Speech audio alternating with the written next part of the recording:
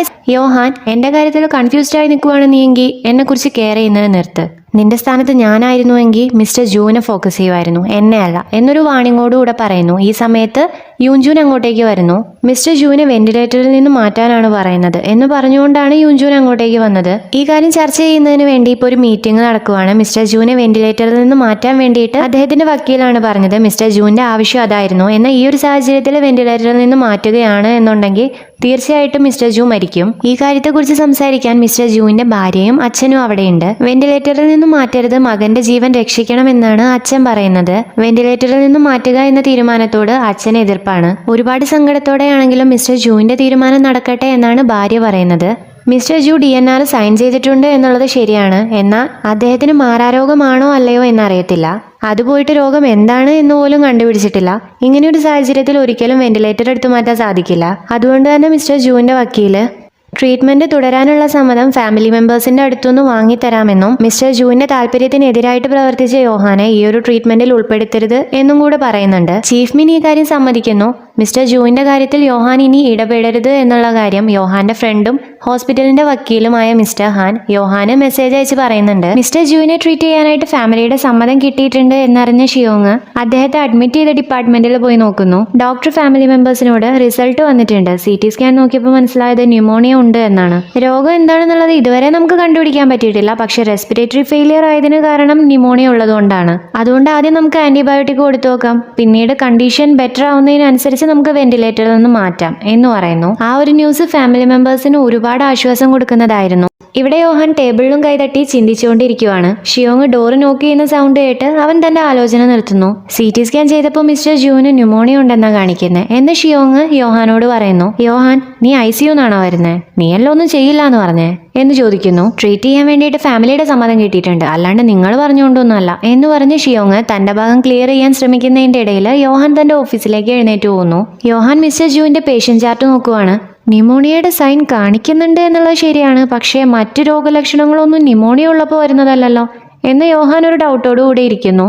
Mister ജൂവിന് antibiotic എടുത്തിട്ടുണ്ട് എന്നും അത് ലെവോഫ്ലോക്സാസിൻ എന്ന് പറയുന്ന ഒരു ആന്റിബയോട്ടിക് ആണെന്നും കണ്ട് യോഹാൻ ഒന്നും തന്നെ പറയാതെ പെട്ടെന്ന് തന്നെ അവിടുന്ന് പോകുന്നു. ഒരു ഡ്രഗ് എടുത്ത് മിസ്റ്റർ ജൂ കിടക്കുന്ന ICUയിലേക്ക് പോകാൻ നിൽക്കുന്ന യോഹാനെ ഷിയോങ് തടഞ്ഞു നിർത്തുന്നു. മിസ്റ്റർ ജൂവിന് ശരിക്കും മൈസ്തീനിയ ഗ്രാവിസ് ആണെങ്കിൽ ലെവോഫ്ലോക്സാസിൻ അദ്ദേഹത്തിന്റെ കണ്ടീഷൻ വഷളാക്കും. നീ ഇപ്പൊ എടുത്ത ഡ്രഗ് മൈസ്തീനിയ ഗ്രാവിസ് ആണോന്ന് ടെസ്റ്റ് ചെയ്യാൻ വേണ്ടിയിട്ടല്ലേ? ടെസ്റ്റ് ചെയ്തിട്ട് അത് മൈസ്തീനിയ ഗ്രാവിസ് തന്നെ ആണെന്നുണ്ടെങ്കിൽ അതിനർത്ഥം നിങ്ങൾ ഒരു അമേസിംഗ് ആയിട്ടുള്ള ഡോക്ടറാണെന്നാണ്. ഒരു ടെസ്റ്റും കൂടാതെ പേഷ്യന്റിന്റെ രോഗലക്ഷണങ്ങൾ മാത്രം വെച്ചിട്ട് ആ രോഗം ഏതാണെന്ന് കണ്ടുപിടിക്കാൻ പറ്റിയിട്ടുണ്ടെങ്കിൽ അതിന്റെ അർത്ഥം നിങ്ങൾ ഇൻക്രെഡിബിൾ ആണ് എന്ന് തന്നെയാണ്. എന്നാലും വേറെ ഒന്നുകൂടെ ഉണ്ട്, നമുക്കൊരു കാര്യം ഉറപ്പില്ല, രോഗം കണ്ടുപിടിച്ചിട്ടില്ല എന്നൊരു കൺസേണോടുകൂടെ ഷിയോങ് പറയുന്നു. അതിന്റെ ആവശ്യമില്ല എന്ന് പറഞ്ഞ് യോഹാൻ പോകുന്നതും ആന്റിബോഡി ടെസ്റ്റ് ചെയ്തു നോക്കിയതാണ്, റിസൾട്ട് നെഗറ്റീവ് ആണ് വന്നത് എന്ന് ഷിയോങ് ഓർമ്മിപ്പിക്കുന്നു. 25% രോഗികൾക്കും ആ ടെസ്റ്റ് നെഗറ്റീവ് വരാറുണ്ട് എന്ന് യോഹാൻ അവൾക്ക് ഉത്തരം കൊടുക്കുന്നു. ഷിയോങ്, എന്നാലും നീ പറഞ്ഞത് തെറ്റാണെങ്കിലോ? ഇപ്പൊ നിന്റെ കയ്യിലുള്ള ആ ഡ്രഗ് പേഷ്യന്റിനെ അപകടത്തിലേക്കായിരിക്കും കൊണ്ടുപോവുക എന്ന് പറയുന്നത് കേട്ട് യോഹാൻ, അപ്പൊ നീ പറഞ്ഞു വരുന്നത് ഞാനിപ്പോ പേഷ്യന്റിനെ ടെസ്റ്റ് ചെയ്യാൻ പോകുന്നത് എന്റെ കണക്കുകൂട്ടൽ ശരിയാണെന്ന് തെളിയിക്കാൻ വേണ്ടി മാത്രമാണ് എന്നാണോ എന്ന് ചോദിക്കുന്നു. ഷിയോങ്, സത്യം പറഞ്ഞാൽ എനിക്ക് ഉറപ്പില്ല എന്ന് പറഞ്ഞ് യോഹാനോട്, നിന്റെ ട്രീറ്റ്മെന്റ് പേഷ്യന്റിന് വേണ്ടിയിട്ടാണോ അതോ നിനക്ക് തന്നെ വേണ്ടിയിട്ടാണോ? ഇന്നലെ മിസ്റ്റർ ജൂവിനെ രക്ഷിച്ചതിന് കാരണം നിന്റെ ട്രീറ്റ്മെന്റ് കഴിഞ്ഞിട്ടില്ല എന്നുള്ളത് കൊണ്ടാണോ എന്ന് ചോദിക്കുന്നത് കേട്ട് ഇവളോടൊന്നും പറഞ്ഞിട്ടൊരു കാര്യവുമില്ല എന്ന് ചിന്തിച്ച് ദേഷ്യത്തോടുകൂടെ യോഹാൻ അവിടുന്ന് പോകുന്നു. നീ എന്തിനാ അവനെ രക്ഷിച്ചേ? നിനക്ക് വേണ്ടിയിട്ടാണോ അതോ പേഷ്യന്റിന് വേണ്ടിയിട്ടാണോ എന്ന് ഷിയോങ് വിളിച്ചു ചോദിക്കുന്നത് കേട്ട് യോഹാൻ ദേഷ്യത്തോടുകൂടെ, നീ ഇപ്പൊ എന്തിനാ അത് ചോദിക്കുന്നേ? ഇപ്പൊ നീ ചോദിക്കുന്നത് നിനക്ക് വേണ്ടിയിട്ടാണോ അത് പേഷ്യന്റിന് വേണ്ടിയിട്ടാണോ? പേഷ്യന്റിന് വേണ്ടിയിട്ടാണ് എന്നുണ്ടെങ്കിൽ ഇതുപോലെ സംസാരിച്ചുകൊണ്ടിരിക്കാൻ ഇപ്പൊ സമയമില്ല എന്ന് പറഞ്ഞ് അവിടുന്ന് പോകുന്നു. പുറകെ തന്നെ അവളും. ഇപ്പൊ യോഹാൻ മിസ്റ്റർ ജൂവിനെ അറ്റൻഡ് ചെയ്ത ഡോക്ടറെ മീറ്റ് ചെയ്ത് എത്ര ഡോസ് ആന്റിബയോട്ടിക്സ് മിസ്റ്റർ ജൂവിന് കൊടുത്തു എന്നുള്ള കാര്യവും തന്റെ കൺസേൺസിനെ കുറിച്ചും സംസാരിക്കുന്നു. എന്നാൽ ആ ഡോക്ടർ യോഹാൻ ഒരു അനസ്തേഷ്യോളജിസ്റ്റ് ആയതുകൊണ്ടും താൻ ചെയ്ത ട്രീറ്റ്മെന്റ് തെറ്റാണ് എന്നുള്ളതുപോലെ യോഹാൻ സംസാരിച്ചതുപോലെ അയാൾക്ക് തോന്നിയതുകൊണ്ടും ഒരുതരം ദേഷ്യത്തോടെയാണ് അവനോട് സംസാരിക്കുന്നത്. ഇവരുടെ തർക്കം കണ്ട് ചീഫ് മിൻ കാര്യം എന്താണെന്ന് അന്വേഷിക്കുന്നു. ഈ ഡോക്ടർ എന്റെ ട്രീറ്റ്മെന്റിനെ ക്വസ്റ്റ്യൻ ചെയ്യുവാണ്, എന്തെങ്കിലും ടെസ്റ്റ് ചെയ്യാനുണ്ടെങ്കിൽ ഒഫീഷ്യലായിട്ട് റിക്വസ്റ്റ് ചെയ്യാൻ ഞാൻ പറയുകയായിരുന്നു എന്നാ ഡോക്ടർ പറയുന്നു. ഡിസ്കസ് ചെയ്ത് തീരുമാനിക്കാനുള്ള സമയം നമുക്കില്ല, എന്റെ നിഗമനം ശരിയാണെങ്കിൽ എന്ന് പറഞ്ഞ് യോഹാൻ തന്റെ കാര്യം പറയാൻ തുടങ്ങുന്നതും ചീഫ് മിൻ, മിസ്റ്റർ ജൂവിന്റെ കാര്യത്തിൽ നീ ഇടപെടാൻ പാടില്ല എന്നുള്ള കാര്യം നീ അറിഞ്ഞിട്ടുണ്ടായിരുന്നില്ലേ എന്ന് ചോദിച്ച് ദേഷ്യത്തോടു കൂടെ തന്നെ ഫോളോ ചെയ്യാൻ പറയുന്നു. ഈ സമയത്ത് മിസ്റ്റർ ജൂവിന്റെ ഫാമിലി മെമ്പേഴ്സ് ടെൻഷനായിക്കൊണ്ട് അദ്ദേഹത്തിന്റെ പേര് വിളിച്ചുകൊണ്ടിരിക്കുന്നത് കേട്ട് യോഹാൻ അങ്ങോട്ടേക്ക് ചെല്ലുന്നു. കൈ അനക്കാൻ പറ്റുന്നില്ല, തളർന്നു പോയിരിക്കുവാണ്. യോഹാൻ നോക്കുമ്പോൾ കാലും തളർന്നു പോയിട്ടുണ്ട്. മിസ്റ്റർ ജൂവിനെ ട്രീറ്റ് ചെയ്ത ഡോക്ടർ ന്യൂമോണിയയുടെ പ്രശ്നം കുറഞ്ഞതായിരുന്നല്ലോ, സ്വന്തമായിട്ട് ശ്വാസം എടുക്കാനും തുടങ്ങിയതായിരുന്നു, പിന്നെ എങ്ങനെ ഇങ്ങനെ സംഭവിച്ചേ എന്ന് ഡൗട്ട് അടിച്ച് നിൽക്കുന്നു. ഇനിയും ടെസ്റ്റ് ചെയ്യേണ്ട കാര്യം പറയുന്നത് കേട്ട് യോഹാൻ, നമുക്കതിനുള്ള സമയമില്ല, ഇനിയും നമ്മൾ ലേറ്റ് ആയിട്ടുണ്ടെങ്കിൽ കാര്യങ്ങൾ കൂടുതൽ വഷളാവത്തേ ഉള്ളൂ. എന്റെ രോഗനിർണയം ശരിയാണെന്നുണ്ടെങ്കിൽ കൊടുത്ത ആന്റിബയോട്ടിക് തിരിച്ചെടുത്തേ മതിയാവൂ എന്ന് പറയുന്നത് കേട്ട് ഡോക്ടർ അവനോട് ഒരല്പം മാറി നിന്ന് സംസാരിക്കുന്നു. യോഹാന്റെ കയ്യിലുള്ള ഡ്രഗ് കാരണം കാർഡിയാക് അറസ്റ്റ് നടന്നാലോ എന്നാണ് ഡോക്ടർ ചോദിക്കുന്നത്. സോ യോഹാൻ മിസ്റ്റർ ജൂവിന്റെ അടുത്ത് പോയി ഈ ഡ്രഗ് നിങ്ങളുടെ ദേഹത്ത് ടെസ്റ്റ് ചെയ്ത് നോക്കട്ടെ എന്ന് സമ്മതം ചോദിക്കുന്നു. മിസ്റ്റർ ജൂവിന്റെ സമ്മതം കിട്ടുന്നതും ഒട്ടും തന്നെ ടൈം വേസ്റ്റ് ചെയ്യാതെ യോഹാൻ ആ ഡ്രഗ് മിസ്റ്റർ ജൂവിന്റെ ബോഡിയിലേക്ക് ഇഞ്ചെക്ട് ചെയ്യുകയാണ് ചെയ്യുന്നത്. 1 മിനിറ്റ് പോലും എടുക്കുന്നില്ല, ബോഡി നെഗറ്റീവായിട്ട് റിയാക്ട് ചെയ്യുന്നു. മിസ്റ്റർ ജൂവിന്റെ ഹാർട്ട് റേറ്റ് കുറയുന്നു. ഇത് കണ്ട് ബ്രീത്ത് ചെയ്യാൻ പോലും പറ്റാതെ നിൽക്കുന്ന യോഹാനെ തള്ളി മാറ്റിക്കൊണ്ട് ഡോക്ടർ മറ്റൊരു ഡ്രഗ് മിസ്റ്റർ ജൂവിന്റെ ദേഹത്തേക്ക് ഇഞ്ചെക്ട് ചെയ്യാനായിട്ട് നിൽക്കുന്നു. ആ ഡ്രഗ് ഇഞ്ചെക്ട് ചെയ്യുന്നതിന്റെ തൊട്ട് മുന്നേ ആയിട്ട് എല്ലാവരെയും അത്ഭുതപ്പെടുത്തിക്കൊണ്ട് തളർന്നു പോയിരുന്ന ആ കൈ മിസ്റ്റർ ജൂ അനക്കുന്നു. അദ്ദേഹത്തിന്റെ 2 മക്കളും വൈഫും അച്ഛനും ഓടിപ്പോയി ആ കൈ പിടിക്കുന്നു. ഹാർട്ട് റേറ്റ് പെട്ടെന്ന് തന്നെ സാധാരണ നിലയിലാവുന്നു. ഷിയോങ്ങും ചീഫ് മിനും ആണെങ്കിൽ ഇത് കണ്ട് യോഹാനെയാണ് നോക്കുന്നത്. അവൻ ഇപ്പോഴാണ് ശ്വാസം ഒന്ന് നേരെ വീഴുന്നത്. മിസ്റ്റർ ജു എങ്ങനെയൊക്കെയോ എഴുന്നേറ്റിരിക്കുന്നു. അദ്ദേഹത്തിന്റെ അച്ഛൻ യോഹാനോട് എന്താണ് സംഭവിച്ചതെന്ന് വെറിയായിക്കൊണ്ട് ചോദിക്കുന്നു. ഇത് രോഗനിർണയത്തിന് വേണ്ടി മാത്രം ചെയ്തതായിരുന്നു. മൈസ്തേനിയ ഗ്രാവിസിന്റെ എല്ലാ ലക്ഷണങ്ങളും ഇത് താൽക്കാലികമായിട്ട് കുറയ്ക്കും, എന്നാലും പൂർണ്ണമായിട്ട് മാറണമെങ്കിൽ ട്രീറ്റ്മെന്റ് വേണം എന്ന് യോഹാൻ പറയുന്നത് കേട്ട് ഫാമിലി മെമ്പേഴ്സ് എല്ലാവരും തന്നെ യോഹാനോട് താങ്ക്സ് പറയുവാണ്. ഒന്നുകൂടെ ട്രീറ്റ്മെന്റ് എടുക്കണമെന്ന് ഓർമ്മിപ്പിച്ചുകൊണ്ട് പോകുന്ന യോഹാനോട് മിസ്റ്റർ ജൂ, ഞാൻ പറഞ്ഞു ഒന്നും കാര്യമാക്കാതെ എന്നെ രക്ഷിച്ചതിന് ഒരുപാട് താങ്ക്സ് എന്ന് പറയുന്നു. യോഹാനും മിസ്റ്റർ ജൂവും സംസാരിച്ച ഓരോ സമയത്തും മിസ്റ്റർ ജൂ പറഞ്ഞ കാര്യങ്ങളിൽ നിന്നാണ് രോഗം എന്തായിരിക്കും എന്നുള്ളതിനെ കുറിച്ച് അവനൊരു ഐഡിയ കിട്ടിയത്. അതായത് പേഷ്യന്റ് തന്നോട് പറഞ്ഞ കഥയിൽ നിന്നുമാണ് രോഗം എന്താണ് എന്ന് യോഹാൻ മനസ്സിലാക്കിയെടുത്തത്. ഇത് കേട്ട് മിസ്റ്റർ ജൂ, ഞാൻ പറഞ്ഞ വാക്കുകളിൽ നിന്നാണോ എന്റെ രോഗം കണ്ടുപിടിച്ചത് എന്ന് ചോദിക്കുന്നു. നിനക്ക് ഒരുപാട് വേദനിക്കുന്നുണ്ട്, ഇതിലും ഭേദം മരിക്കുന്നതാണ് നല്ലത് എന്നല്ലേ നീ പറഞ്ഞേ? നിന്റെ ജീവിതം മുഴുവൻ വേദനയിലായിരിക്കും എന്ന് നീ പറഞ്ഞില്ലേ? ആ വേദന കുറയ്ക്കാൻ വേണ്ടി രോഗം എന്താണെന്ന് കണ്ടുപിടിക്കല്ലാതെ എനിക്ക് വേറെന്താ ചെയ്യാൻ പറ്റുക എന്ന് യോഹാൻ ചോദിക്കുന്നു. 3 വർഷം മുന്നേയുള്ള യോഹാന്റെ കേസിൽ ആകെ മൊത്തം കൺഫ്യൂഷനിൽ ഇരിക്കുമായിരുന്നു ഷിയോങ്. ഈ കാര്യം യൂൻജുനോടും അവൾ സംസാരിച്ചിട്ടുണ്ടായിരുന്നു. പേടി ഉള്ളത് കൊണ്ടല്ല, പേടി ഇല്ലാത്തത് കൊണ്ടാണ് യൂത്നേഷ്യ പോലെ ഒരു തീരുമാനം 3 വർഷം മുന്നേ യോഹാൻ എടുത്തത് എന്നാണ് യൂൻജുൻ അവളോട് പറഞ്ഞിട്ടുണ്ടായിരുന്നത്. ഇപ്പൊ യൂൻജുൻ ഷിയോങ്ങിനോട് മിസ്റ്റർ ജൂവിന്റെ രോഗം എന്താണെന്ന് കണ്ടുപിടിച്ചു എന്ന് ഞാൻ കേട്ടു. ഞാൻ പറഞ്ഞില്ലേ, ഒരു മിസ്റ്റേക്ക് പോലും ചെയ്യാത്ത യാതൊരു പേടിയും ഇല്ലാത്ത ഒരാളാണ് നമ്മുടെ പ്രൊഫസർ എന്ന്. എന്നിട്ടെന്തായി? നല്ല ആലോചനയിലായിരുന്നല്ലോ, തീരുമാനത്തിലെത്തിയോ എന്നവൻ ചോദിക്കുന്നു. ഒരു രോഗിയുടെ വേദന ഇല്ലാതാക്കാൻ വേണ്ടി തന്നെ കൊണ്ട് ചെയ്യാൻ പറ്റുന്ന എല്ലാ കാര്യവും ചെയ്യുന്ന ഒരു ഡോക്ടറാണ് യോഹാൻ എന്നാണ് എനിക്ക് മനസ്സിലായത് എന്ന് ഷിയോങ് പറയുന്നു. യൂൻജുനും അത് ശരിവെക്കുന്നത് കേട്ട് ഷിയോങ്, അതൊക്കെ ശരി, പക്ഷേ നീ പണ്ടത്തെ പോലെയല്ലല്ലോ, ആകമൊത്തം മാറിപ്പോയല്ലോ എന്ന് ചോദിക്കുന്നു. ഓ, പ്രൊഫസറോടുള്ള ആദ്യത്തെ പെരുമാറ്റവും ഇപ്പോഴത്തെ പെരുമാറ്റവും തമ്മിലുള്ള വ്യത്യാസമാണോ നീ പറയുന്നേ? നിനക്കറിയോ, എനിക്ക് കുറേ പൈസ ഉണ്ടാക്കണം. പൈസ ഉണ്ടാക്കണമെങ്കിൽ നമ്മൾ എന്ത് ചെയ്യണം? പറ്റുന്നതെല്ലാം പറ്റുന്ന സമയം കൊണ്ട് പഠിച്ചിട്ട് സ്വന്തമായിട്ട് ഒരു ഹോസ്പിറ്റൽ തുടങ്ങണം. ആ ഒരു കാര്യത്തെക്കുറിച്ച് ഞാൻ ഇങ്ങനെ ചിന്തിച്ചുകൊണ്ടിരുന്നപ്പോഴാണ് കറക്റ്റ് ടൈമിൽ ഞാൻ ഇങ്ങനെ കണ്ടത്. സംഭവം ഒരു എടുത്തുചാട്ടക്കാരനൊക്കെ ആണെങ്കിലും മറ്റാരെ കൊണ്ടും പഠിപ്പിക്കാൻ പറ്റാത്ത അത്രയും കാര്യം എന്നെ പഠിപ്പിക്കാൻ പറ്റുന്ന ഒരാളാണത് എന്നെനിക്ക് മനസ്സിലായി എന്ന് യൂൻജുൻ പറയുന്നു. അവൻ പറഞ്ഞ കാര്യങ്ങൾ 100% ശരിയാണ് എന്നുള്ള കാര്യം ഷിയോങ്ങിനും മനസ്സിലായിട്ടുള്ളതാണ്. ഇപ്പൊ ഡിപ്പാർട്ട്മെന്റിലേക്ക് തിരിച്ചു വരുന്ന ഷിയോങ്ങിനെ അവളുടെ കോവർക്കേഴ്സ് 2 പേരും വളയുന്നു. സമയമായത് കാരണം വീട്ടിലേക്ക് പോകാൻ വേണ്ടിയിട്ട് യോഹാനോട് പെർമിഷൻ ചോദിക്കാൻ വേണ്ടിയിട്ട് ഷിയോങ്ങിനോട് റിക്വസ്റ്റ് ചെയ്യുവാണ് അവർ 2 പേരും. ഒരുപാട് സപ്പോർട്ടും സ്നേഹവും കൊടുത്ത് ഷിയോങ്ങിനെ അവര് യോഹാന്റെ അടുത്തേക്ക് പറഞ്ഞയക്കുന്നു. ഇപ്പൊ ഷിയോങ് യോഹാന്റെ അടുത്ത് വന്ന് അവനെ വിളിക്കുന്നു. എന്നാൽ യാതൊരു റെസ്പോൺസും ഇല്ലാത്തത് കാരണം നോക്കുമ്പോൾ കാണുന്നത് യോഹാൻ ഇരുന്നുറങ്ങുന്നതാണ്. മിസ്റ്റർ ജൂവിന്റെ അസുഖം എന്താണെന്ന് കണ്ടുപിടിക്കാൻ വേണ്ടിയിട്ട് അവൻ ഒരു ദിവസം ഉറക്കം ഒഴിച്ചിരിക്കുമായിരുന്നു. തീർച്ചയായിട്ടും ടയേർഡ് ആയിരിക്കുമെന്ന് അറിയാവുന്നത് കൊണ്ട് തന്നെ ഷിയോങ് അവനെ വീണ്ടും വിളിക്കാൻ നിൽക്കുന്നില്ല. അവനെ നോക്കി നിൽക്കുക മാത്രമാണ് ചെയ്യുന്നത്. ഇപ്പൊ യോഹാന്റെ കയ്യിൽ നിന്നും ഒരു പെൻ നിലത്ത് വീഴുന്നു. സോ ഷിയോങ് അത് പോയി എടുത്ത് നോക്കുന്നത് യോഹാന്റെ മുഖത്തേക്കാണ്. അത്ര നീറ്റായി ക്യൂട്ടായി ഉറങ്ങുന്ന യോഹാന്റെ ഭംഗിയെ നോക്കി അവൾ അവിടെ ഇരിക്കുന്നു. എന്നാൽ ഈ ഒരു സൗന്ദര്യാസ്വാദനത്തിന്റെ ഇടയിൽ അവൻ പെട്ടെന്ന് കണ്ണു തുറക്കുന്ന അവൾ വിചാരിച്ചിട്ടേ ഉണ്ടായിരുന്നില്ല. അവൻ ആക്ച്വലി ഒരു പാതി മയക്കത്തിലായിരുന്നു. കണ്ണു തുറന്ന് നോക്കുമ്പോൾ കാണുന്നത് തന്നെ നോക്കിക്കൊണ്ടിരിക്കുന്ന ഷിയോങ്ങിനെയാണ്. അവൻ ആദ്യം അവളെ നോക്കിയിരുന്നെങ്കിലും പിന്നീട് നീ എന്താ ചെയ്യുന്നേ എന്ന് ചോദിക്കുന്നു. ആ ഒരു ചോദ്യം പെട്ടെന്നായത് കാരണം ഷിയോങ് വാക്കുകൾക്ക് വേണ്ടി പരതുവാണ്. എങ്കിലും മറ്റു ഡോക്ടേഴ്സ് വീട്ടിലേക്ക് പോകുന്നത് ഓക്കെ ആണോ എന്ന് എന്നോട് ചോദിക്കാൻ വേണ്ടിയിട്ട് പറഞ്ഞു. എന്നെ എങ്ങനെയൊക്കെയോ പറഞ്ഞൊപ്പിക്കുന്നു. ഓ, വീട്ടിലേക്ക് പോകാനൊക്കെ ടൈമായോ എന്ന് ചോദിച്ച് യോഹാൻ അവിടുന്ന് എഴുന്നേറ്റ് തന്റെ ടീം മെമ്പേഴ്സിനോട് വീട്ടിലേക്ക് പോകാൻ പറയുന്നു. യോഹാനും പോകാൻ വേണ്ടി തന്റെ ഫോൺ എടുക്കാൻ വരുന്നു. എന്നാൽ ഷിയോങ് നിന്ന സ്ഥലത്ത് നിന്ന് ഒരടി പോലും മാറിയിട്ടില്ല. കൂടുതൽ സംസാരിച്ച് ചളവാക്കണ്ടെന്ന് കരുതി അവൻ തന്നെ ഫോണും എടുത്തു പോകുന്നു. ഇപ്പൊ ഷിയോങ് അവളുടെ അച്ഛനെ കാണാൻ വേണ്ടി വന്നിരിക്കുവാണ്. അച്ഛൻ വെന്റിലേറ്ററിലാണ്. ഷിയോങ് എപ്പോഴും അച്ഛന് വേണ്ടിയിട്ടായിരുന്നു ആ മെസ്സേജ് എല്ലാം അയച്ചിട്ടുണ്ടായിരുന്നത്. അവൾ അച്ഛന്റെ കൈ പിടിച്ച് ഒരുപാട് കരയുന്നു. ഇപ്പൊ യോഹാൻ ഡ്രസ്സെല്ലാം ചേഞ്ച് ചെയ്ത് ഹോസ്പിറ്റലിൽ നിന്ന് പോകാൻ നിൽക്കുവാണ്. എന്നാൽ ഈ സമയത്ത് ഷിയോങ് കരഞ്ഞുകൊണ്ട് ഓടി പോകുന്നത് യോഹാൻ കാണുന്നു. അവളിപ്പോ ഒരു സ്റ്റെയറിൽ ഇരുന്നുകൊണ്ട് കരയുവാണ്. ആ ഭാഗത്തേക്ക് അധികാരം വരാറില്ല. യോഹാൻ അങ്ങോട്ട് പോയി നോക്കുമ്പോൾ അവൾ കരയുന്നതാണ് കാണുന്നത്. എന്താ പറ്റി, എന്തിനാ കരയുന്നത് എന്നൊന്ന് ചോദിച്ച് ശല്യപ്പെടുത്താൻ അവൻ പോകുന്നില്ല. അവൻ അവളറിയാതെ അവളുടെ കൂടെ അവിടെ ടൈം സ്പെൻഡ് ചെയ്യുന്നു. ഇപ്പൊ ഷിയോങ് അവരുടെ പോലീസ് അങ്കിളില്ലേ, അങ്കിള് വിളിച്ചത് കാരണം അങ്കിളുടെ കൂടെ ഇരുന്ന് ഇപ്പൊ ഡ്രിങ്ക്സ് കഴിച്ചുകൊണ്ടിരിക്കുവാണ്. അവര് ഹോസ്പിറ്റലിലെ വർക്കിന്റെ കാര്യങ്ങൾ സംസാരിക്കുന്നു. ഇപ്പൊ ഷിയോങ്, ആ 6238 ഞങ്ങളുടെ ഹോസ്പിറ്റലിൽ വന്ന് ജോയിൻ ചെയ്തല്ലോ, അങ്കിളിന് ഈ കാര്യം നേരത്തെ അറിയാമായിരുന്നോ എന്ന് ചോദിക്കുന്നു. എനിക്കങ്ങനെ ഒരു കാര്യം അറിയത്തേ ഇല്ല എന്നുള്ള അങ്കിളുടെ സംസാരത്തിൽ നിന്ന് തന്നെ ഷിയോങ്ങിന് മനസ്സിലാവുന്നു ഈ കാര്യം അങ്കിളിന് നേരത്തെ അറിയായിരുന്നു എന്ന്. ഈ സമയം അങ്ങോട്ട് വരുന്ന യോഹാനോട് അങ്കിള് നല്ല കൂളായി കൈ കാണിക്കുന്നു.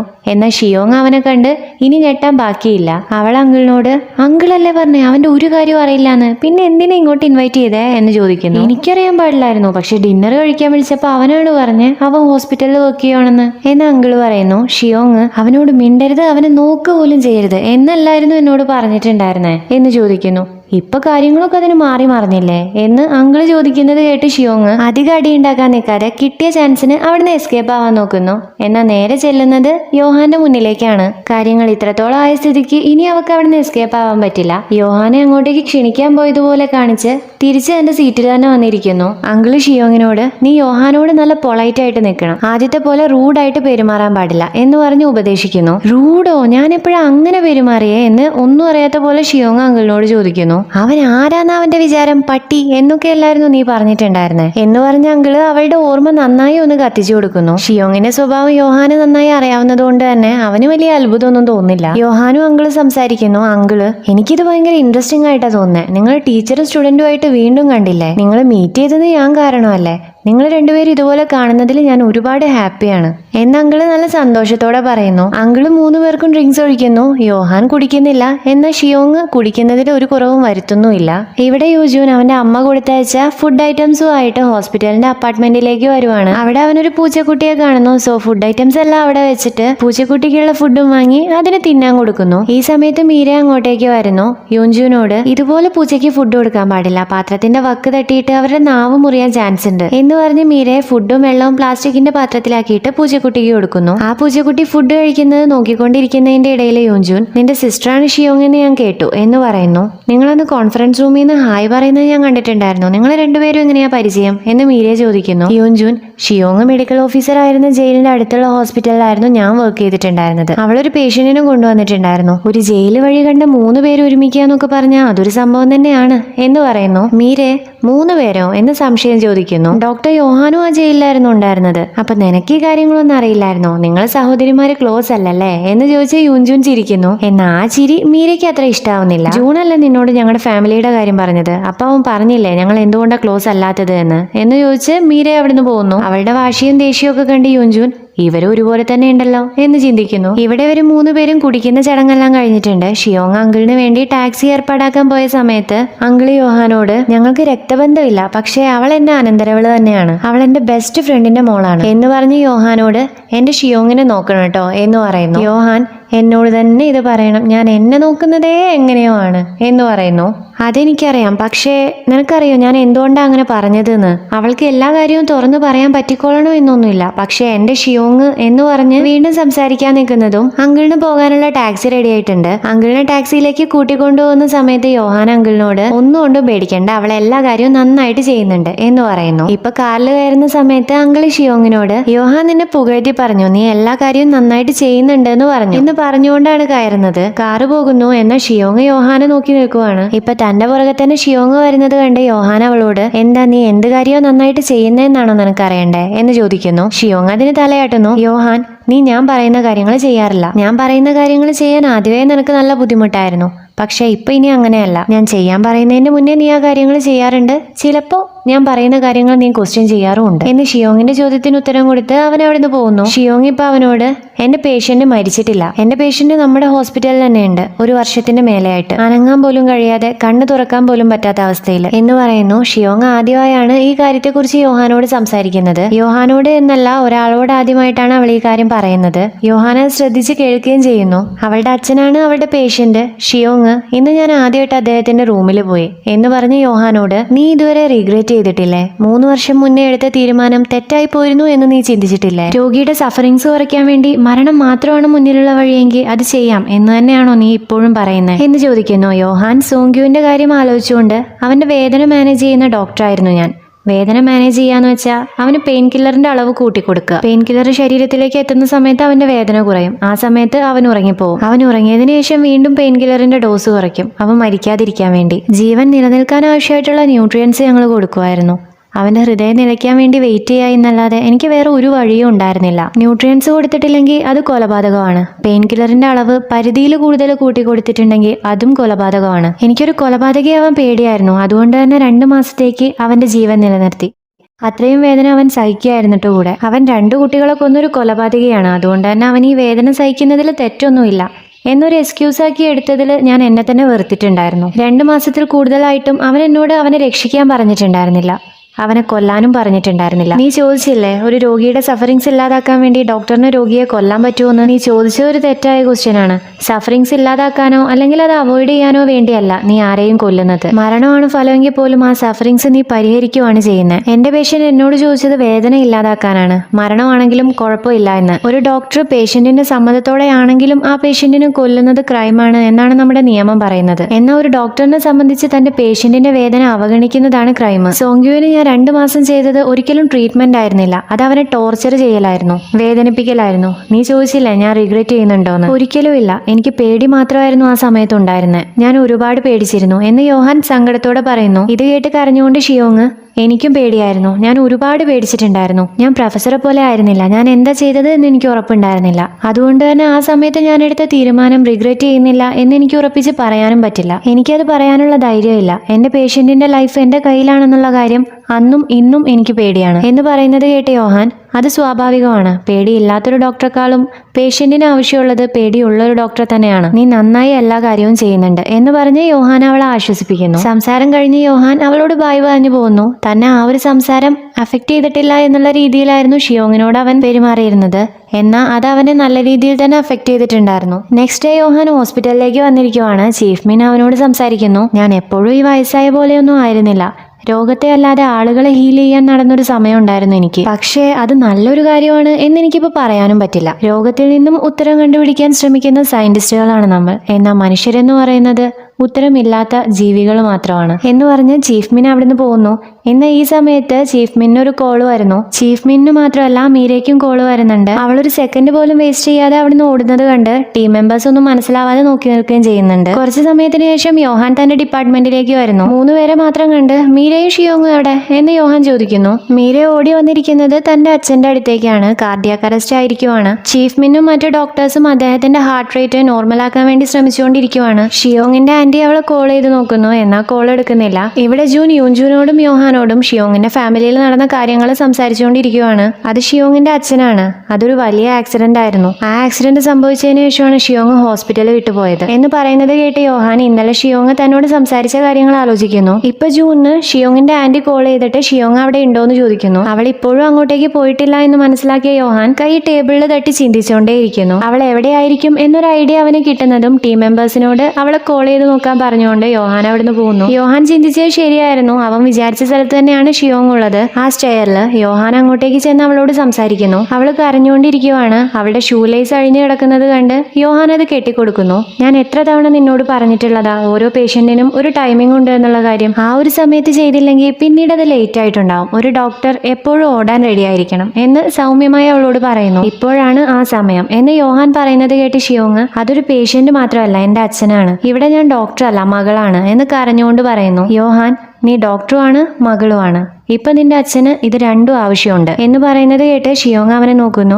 ഇവിടെ ഇപ്പോഴും ഷിയോങ്ങിന്റെ അച്ഛന്റെ നില നോർമൽ ആയിട്ടില്ല. ഷിയോങ് ഇപ്പൊ അങ്ങോട്ടേക്ക് വരുന്നു. ഒരുപാട് ഡോക്ടേഴ്സ് അവിടെ ഉണ്ട്. ചീഫ് മീൻ CPR ചെയ്തുകൊണ്ടിരിക്കുവാണ്. ഷിയോങ്, ആ ആക്സിഡന്റ് സംഭവിച്ച സമയത്ത് അവളുടെ അച്ഛൻ എനിക്ക് വേദനിക്കുന്നുണ്ട്, എനിക്ക് ഒരുപാട് വേദനിക്കുന്നുണ്ട് എന്ന് പറഞ്ഞ് അവളുടെ കൈ പിടിച്ചു മാറ്റിയത് ഓർക്കുന്നു. കൂടെ അവളുടെ അച്ഛന്റെ കണ്ണിൽ നിന്നും ഇപ്പൊ കണ്ണീര് വരുന്നത് കണ്ട് കരഞ്ഞുകൊണ്ട് ഷിയോങ് നിർത്താൻ പറയുന്നു. ഇത് കേൾക്കുന്നതും ചീഫ് മീൻ CPR കൊടുക്കുന്നത് നിർത്തി അവളെ നോക്കുന്നു. അച്ഛന് വേദനിക്കുന്നുണ്ട് എന്ന് ഷിയോങ് പറയുന്നത് കേൾക്കുമ്പോഴാണ് ചീഫ് മിൻ അദ്ദേഹത്തിന്റെ മുഖത്തേക്ക് നോക്കുന്നത്. കണ്ണീര് വന്നിരിക്കുന്നത് കണ്ട് ചീഫ് മിൻ തകർന്നു പോകുന്നു. ഇത് കണ്ട് യോഹാനും കണ്ടു നിറഞ്ഞ് ഷിയോങ്ങിനെ നോക്കുന്നു. ഇതോടുകൂടി എപ്പിസോഡ് ഇവിടെ തീരുന്നു. അപ്പോൾ വീഡിയോ ഇഷ്ടപ്പെട്ടെങ്കിൽ ലൈക്ക് ചെയ്യുക, കമന്റ് ചെയ്യുക, സബ്സ്ക്രൈബ് ചെയ്യുക.